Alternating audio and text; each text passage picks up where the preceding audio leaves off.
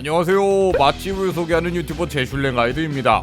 여기 회사랑 채널이지 만우절이라고 해서 깜짝 등장해봤어요. 오늘은 제가 유튜브를 하면서 가장 맛있게 먹은 식당에 갈 건데 제슐랭 가이드에 소개된 이후 몇 개월 동안 예약이 1분 컷일 정도로 핫해진 곳이거든요. 그런데 마침 이곳이 숙성회와 일식을 다루는 곳이라 회와 일식을 좀 먹어본 회사랑님의 리뷰는 어떤지 궁금해서 함께 다녀와봤습니다. 이날 제가 찾아온 식당은 서울 강남구 청담동에 위치한 슈부카가리로 원래는 오마카세 업장이었다가 현재는 단품을 파는 요리 주점으로 자리를 잡았다고 하는데요. 함께 온 제슐랭 가이드님을 시작으로 다른 사람들의 후기도 생각보다 좋고 무엇보다 몇 개월간 예약이 어렵다는 게 이곳이 매력적이라는 걸 보여주는 지표라고 생각되는데 과연 핫한 만큼의 무언가가 있을지 내돈내산으로 솔직하게 리뷰해보겠습니다. 우선 실내는 원래 오마카세를 했던 업장이라 카운터석으로 이루어져 있었고요. 이날 저희는 소수의 인원만 받는 9시 이후 타임으로 방문했습니다. 이곳을 방문하기에 앞서 어떤 음식이 있는지 궁금해서 메뉴를 미리 봤었는데요. 일단 이곳 가격이 싼 편은 아닙니다. 그런데 이게 단순 비싸게 받는다는 느낌보단 좋은 재료를 써서 가격이 높은 것 같았거든요. 물론 먹기 전까진 알 수 없는 부분이기에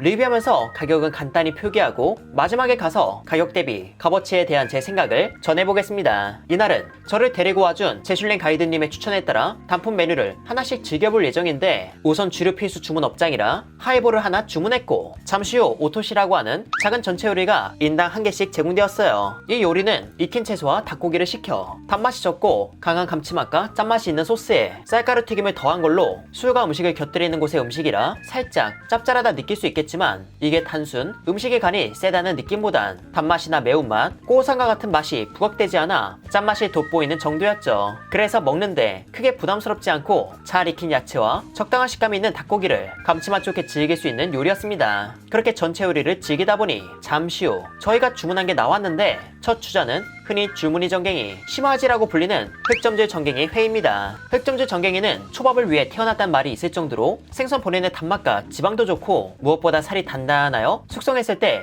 맛은 맛대로 올리고 감칠맛 또한 충분히 담을 수 있는 생선인데요. 그런 흑점질 전갱이는 숙성 정도가 적당한, 조금 더 풀어서 얘기하자면 부드럽지만 부드러움 속에 적당히 씹는 맛이 또 있는 정도라 호불호 없이 이 생선의 고소함과 감칠맛을 즐길 수 있겠다 싶었습니다. 그리고 이 흑점질 전갱이는 위에 쪽파를 뿌린 것, 시트러스 계열의 껍질을 뿌린 거, 아무것도 뿌리지 않은 게 나눠져 있었거든요. 이는 한 가지 횟감을 먹는데 다양한 조합과 조화를 즐겨보라는 의미에서 다음과 같이 내어준 걸로 보였습니다. 불골살 생선에 해당하는 흑점질 전갱이는 향에 있는 식재료와 더해졌을 때에도 잘 어울리는 편이기에 기회가 된다면 즐겨보셔도 좋을 것 같아요. 이 다음으론 다른 곳에서 보지 못한 요리가 준비되고 있었는데 그건 야끼시라꼬 트러플 조세이라는 음식으로, 야끼시라꼬는 구운 보고 1위, 정소를 말하는 거고요. 트러플은 송로버섯인데 대패로 썰어서 주셨고, 조스이는 밥알이 살아있는 죽 느낌의 음식으로 누룽지의 구수한 내음이 있는 구운 정소를 이 조스이에 불어 섞음으로써 크림 리조또 느낌이 나게 만든 요리라고 합니다. 일식집에서 보고 정소는 오븐에 구워서 샤리라 불리는 초밥밥에 얹어 이를 섞어 먹는 식으로 즐기곤 하는데 일본식 죽에 이를 섞어 리조또 느낌을 냈다는 점에서 색다르다는 느낌을 받았습니다. 그 맛은 일단 입에 넣자마자 놀랄 정도로 각 재료의 맛과 향이 선명히 살아있고 일식에서 중요한 감칠맛이 각 재료의 유대를 만들어 정말 웃음이 지어지는 요리였어요. 게다가 안에 백합과 관자 다이스도 가열되며 더욱 쫄깃해져서 씹는 식감도 전해주었죠. 구수한 고소함과 감칠맛, 그리고 트러플의 향긋함이 매력적이었던 요리였습니다. 참고로 트러플을 취급하는 곳 중 생각보다 트러플이 연한 곳이 은근히 있었거든요. 그런데 이곳은 우리가 즐기는 트러플 오일의 자연스러운 버전으로 훨씬 더 부드럽고 트러플 자체의 향은 또 뚜렷해서 이게 제대로 된 트러플이구나 싶었습니다. 그렇게 조세이를 즐기다 보니 또 음식이 나왔는데 이번엔 운하기 숯불 테마키라는 걸로 익은 김 위에 포르치니 버섯을 넣어 양념한 찰밥을 깔고 그 위에 수세 구워낸 양념 민물장어를 얹어 먹는 음식이거든요. 솔직히 이 조합은 다른 곳에서도 어렵지 않게 접하다 보니 큰 기대를 하지 않고 먹었는데 잘 구워낸 장어의 겉부분은 마치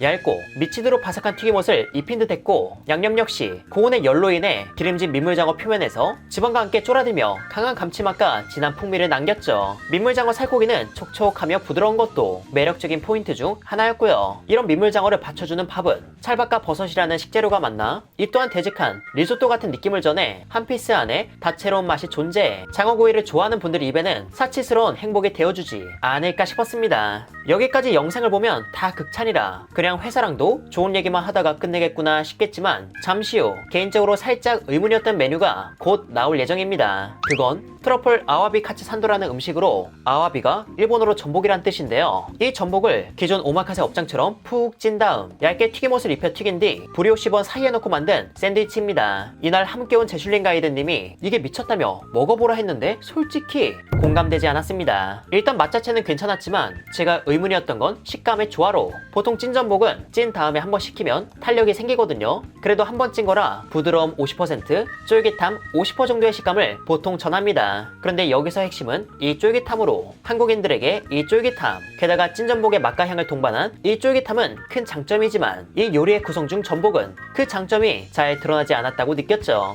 뭐랄까요? 바삭함과 부드러움은 상반된 매력으로 상호 보완하잖아요. 그런 것처럼 이것도 부드러운 빵과 튀김옷이 그 역할을 하지만 육치미에 해당하는 큰 전복을 사용해 전복이 많은 자리를 차지했고 이 전복의 개성이 튀김옷의 바삭함과 빵의 부드러움 사이에 쫄깃함을 묵직하게 전하는 게 다소 어색한 등장이지 않나 싶었습니다. 그리고 전복이라는 식재료가 빛났기보단 맛과 향에 있어 다른 재료들과 비슷한 비중이라 생각될 정도로 전복이 또 크게 도드라지지 않아서 전복을 메인으로 한 요리라고 생각하며 먹은 제 입장에선 다소 의아했습니다. 그래서 저는 제슐랭 가이드님한테 이런 제 의견을 말하고 어떤 부분에서 이 음식이 그렇게 마음에 들었는지 물어보니 제슐랭 가이드님은 저와 달리 음식이 전하는 맛과 향의 조화가 즐거운 게 1순위였는데 이런 조화과 향에 기분 좋은 인상을 받아 제가 의아하다고 느낀 식감은 오히려 재밌게 받아들인 경우였죠. 이 말을 듣고 음식의 맛과 향을 집중하며 다시 먹어보니 빵의 고소함과 담백함, 홀그레인 머스타드의 맛, 찐전복 특유의 맛과 향, 전복을 감싼 튀김의 고소함, 게오소스의 단맛과 간, 감칠맛, 트러플의 자연스럽지만 화려한 향, 각 식재료의 맛과 향이 하나하나 지나간 뒤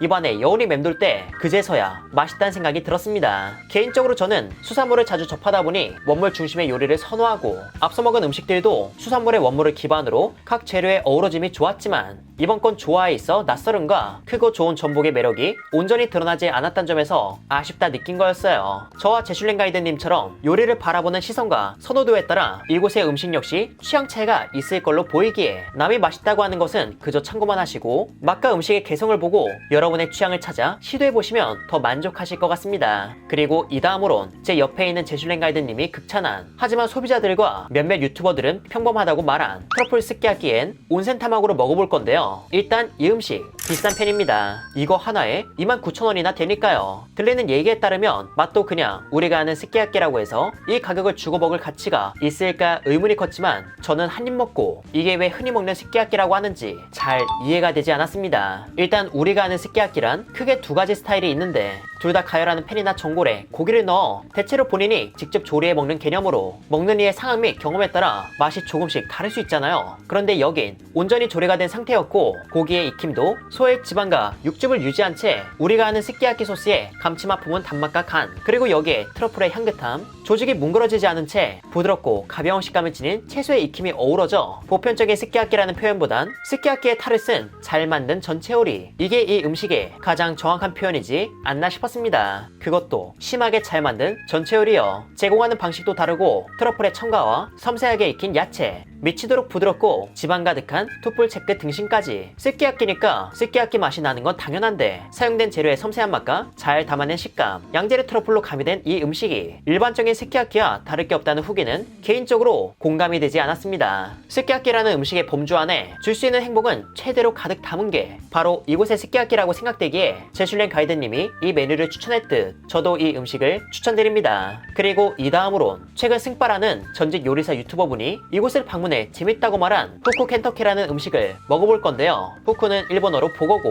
켄터키는 KFC라는 치킨 브랜드를 말하는, 즉 닭 대신 보거로 만든 KFC 스타일 튀김이에요. 이곳은 앞서 먹었던 시라코, 보거 정수 있죠? 그것도 직접 생물을 받아 손질해 쓰는 거고 그 과정에서 나온 살코기는 또 이렇게 튀겨서 사용한다고 합니다. 일단 보거와 닭은 육질에서 차이가 있어 대체로 구분이 되긴 하지만 보거가 일반적인 생선 살코기 식감은 또 아니라 살의 밀도가 높은 일반 부위를 한 입 먹으면 튀김옷은 KFC와 90% 흡사한데 KFC보단 좋은 기름에 튀겨냈는지 맛이 깔끔하다는 게 10% 다른 부분이란 생각이 들었습니다. 이 음식은 고 시즌이 끝나는 거라 나중에 나중에 겨울이 찾아올 때 미식가는 별개로 재밌는 메뉴가 먹고 싶다면 주문을 살포시 권해봅니다. 뭔가 보고를 이렇게 먹는다고 엄청 맛있는 느낌은 아니고 재미에 더 치중된 느낌이었죠. 그렇게 요리를 이것저것 먹고 배가 정말 부르지만 제슐랭 가이드님이 이건 꼭 먹어야 한다고 하면서 주문한 음식이 나왔습니다. 그건 겨울 트러플 은대구 숯불구이 솥밥으로 이름에 적힌 재료들이 그대로 들어간 솥밥인데 잘 섞어 한입 하면 따끈한 열기를 타고 입안에서 더 빠르게 퍼지는 트러플의 향을 시작으로 달큰하며 짭조름한 된장 소스를 입은 기름진 은대구가 비린 거 하나 없이 부드럽고 맛있는 생선이 주는 그 담백함을 밥알 사이사이에 퍼진 채 행복한 맛으로써 빈틈없이 전했죠. 직접 절인 연어알도 사이사이 터지며 연어알의 지방질과 약간의 간과 단맛이 입맛을 계속 자극했고요. 술안주를 제공하는 식당이라 솥밥도 술이 살짝 끌리는 간을 지니고 있었지만 그게 입안을 피곤하게 할 정도는 아니었기에 이 솥밥도 다소 강한 간에 휩쓸려 직관적으로 맛있다고 느끼고 먹고 난 이후에 입에 맴도는 여운이 또 기분 좋게 다가가지 않을까 싶었습니다. 여러분, 오늘 리뷰 재밌게 보셨나요? 개인적으로 이곳은 우리에게 익숙한 식재료를 이용해 식당만의 개성과 새로운 맛의 행복을 전했다는 점에서 단순 배를 채우기 위해 간다, 가성비에 이끌려 간다, 이런 식당이 아닌 제철 수산물을 사용한 요리를 즐기고 싶어 가는 곳이란 생각이 드는 식당이었습니다. 물론 일부 요리는 제가 선호하는 방향성과 다른 것도 있었지만 오히려 이런 부분이 보다 여러 취향의 손님을 수용하기에 더 유리하다고 보았죠. 그리고 리뷰에서 빼놓을 수 없는 가격, 몇몇 메뉴는 청담동인 거 생각하면 그러려니 할 수준이었지만 몇 개의 음식은 꽤나 비싸다는 생각을 피할 수 없었습니다. 그런데 이렇게 비싼 음식은 트러플이 들어간 음식이거나 원재료의 값이 상당히 비싼 경우였는데 사장님과 이런저런 얘기를 나눠보니 재료비 원가율이 50%에 육박한다고 하시더라고요. 원래 비싼 식재료나 비싼 술은 가격이 비싼 만큼 원가율을 높게 잡는 편인데 이곳 역시 비슷한 개념이었습니다. 이곳이 저렴해서 인기가 있기보단 하이엔드 오마카세에서 볼 법한 섬세한 요리를 1차뿐만 아니라 2차로도 보다 캐주얼하게 즐길 수 있고 무엇보다 대체로 맛이 보장되어 있다는 점에서 단가가 있음에도 이렇게 많은 사람들이 즐기는 걸로 보이기에 평소 이곳을 눈여겨보고 계셨다면 제 리뷰도 하나의 참고로 삼아 방문을 고려해 주시길 바랍니다. 이렇게 해서 회사랑은 이만 인사드리도록 할게요. 그럼 여러분들 안녕.